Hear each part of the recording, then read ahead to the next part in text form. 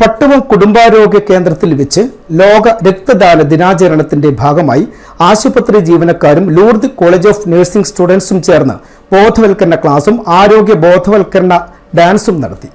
Medical officer doctor Reshmi Mathew ഉദ്ഘാടനം ചെയ്തു.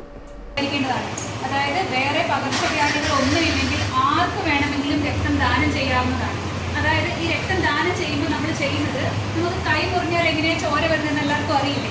അതുപോലെ അല്ല മുഴുവൻ രക്തം എടുത്തു വെക്കുന്നത്. ആ രക്തത്തിനുള്ളിൽ തന്നെ പല പല ഘടകങ്ങളുണ്ട്. അതിനെ വേർതിരിച്ച് ഒരാളുടെ രക്തത്തിൽ നിന്ന് ഇപ്പം നമ്മൾ ഒരു തവണ രക്തദാനം ചെയ്യാനായി പോയി കഴിഞ്ഞാൽ ആ എടുക്കുന്ന ബ്ലഡിനെ തന്നെ വേർതിരിച്ച് ഒരുപാട് ഘടകങ്ങളാക്കി വെച്ചിട്ടാണ് രക്തബാങ്കിൽ സൂക്ഷിക്കുന്നത്.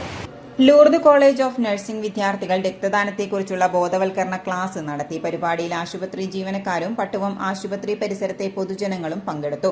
Lourdes college of nursing tutor Nimmi Augustine നേതൃത്വം നൽകി.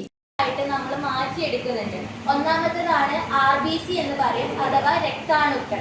പിന്നെ അതുപോലെ ഹീമോഗ്ലോബിൻ, അതുപോലെ WBC. അത് നമ്മളുടെ ജീവനിലുള്ള അതായത് പിന്നെ പല പല ഇൻഫെക്ഷൻസ് അതൊക്കെ ഒഴിവാക്കാൻ വേണ്ടിയിട്ടാണ് നമ്മൾ ഈ WBC ഒക്കെ മാറ്റുന്നത്.